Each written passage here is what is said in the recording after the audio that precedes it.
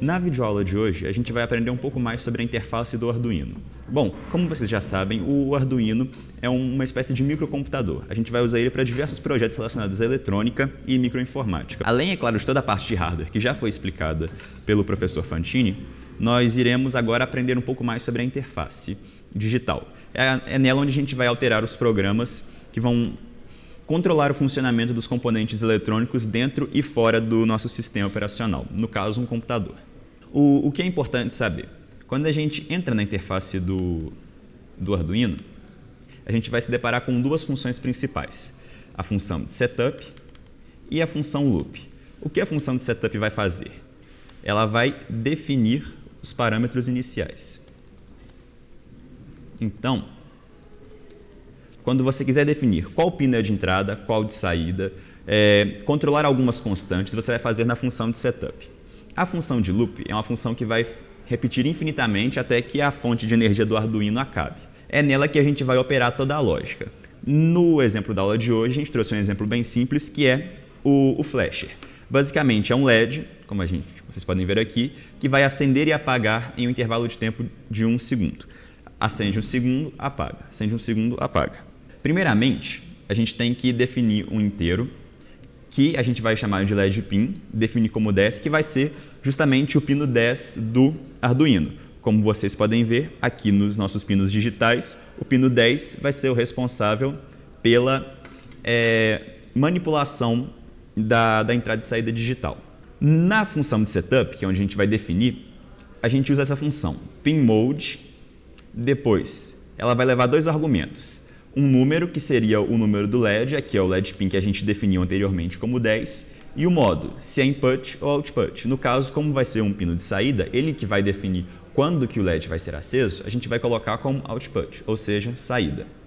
Bom, na função de loop, que é que repete várias vezes, a gente vai encontrar outras duas funções, que é a função digital write, ou seja, a gente vai escrever digitalmente. Agora, aonde? Aí que entra a parte que a gente definiu na função de setup.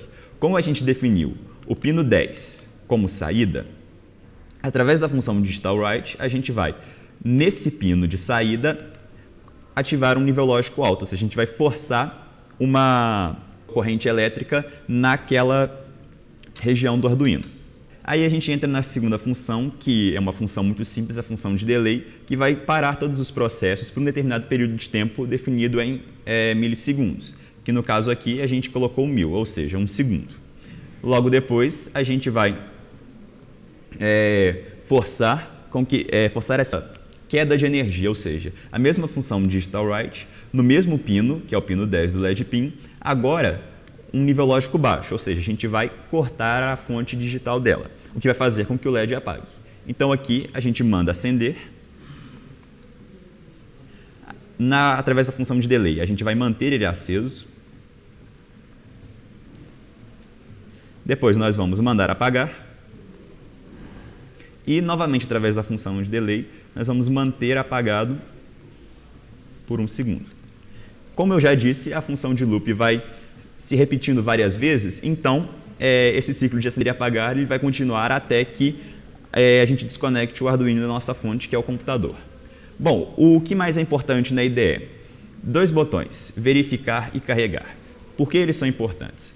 O botão de verificar ele vai checar os erros de sintaxe do seu programa. Então, se tiver algum tipo de comportamento que não é aceito pela linguagem, nem pelo Arduino, ele não vai deixar o seu código ser executado. Ele vai exibir várias mensagens de erro, como por exemplo, se eu remover esse ponto e vírgula daqui, se você já tiver uma familiaridade com linguagens de programação, você vai saber que o ponto e vírgula é vital. Se a gente remover um ponto e vírgula daqui e tentar carregar, ele vai avisar que ele esperava um ponto e vírgula nessa região, ou seja, uma mensagem de erro. Isso é muito bom para quando você estiver começando a programar e for aprendendo com os seus pequenos erros. Lembrando que o Arduino ele tem uma comunidade muito abrangente de usuários, então se você se deparar com algum erro que você não consegue resolver somente através da mensagem, você pode pedir ajuda na internet. Tem vários fóruns especializados nisso, nos quais você vai encontrar não só soluções para os seus problemas, mas também algumas ideias novas de projetos. Bom, agora vamos passar para a montagem eletrônica. Como vocês já estão familiarizados, esse é um Arduino Uno, e isso aqui é uma placa. Basicamente, como essa placa funciona? Esses quadradinhos eles vão estar ligados entre si de maneira vertical, entre esses menores, e entre essas duas linhas, a vermelha e a azul, eles vão estar conectados de maneira horizontal. Então, o que nós vamos fazer?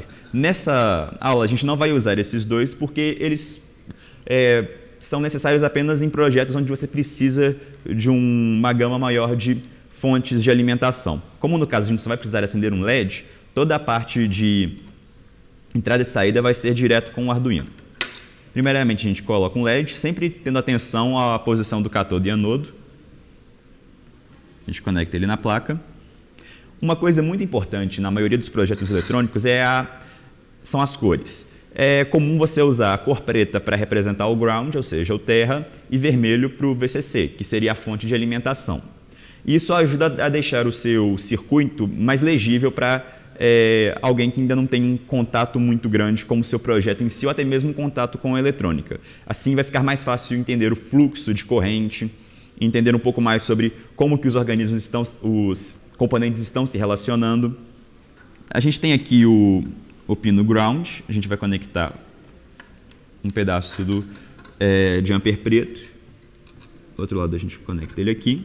E como a gente definiu aqui no nosso programa o pino 10, nós iremos usar ele como pino digital de saída. O resistor ele vai ser usado apenas para uma questão de segurança. O Arduino ele opera num limite de 5 volts. Então, se você estiver usando uma fonte de alimentação externa conectada ao Arduino com aproximadamente 7 volts, por exemplo, você corre risco de danificar todo o seu componente. Bom, aqui a gente vai conectar cabo USB no Arduino. Compilar novamente o código. E agora a gente vai carregar, ou seja, mandar ele para a placa.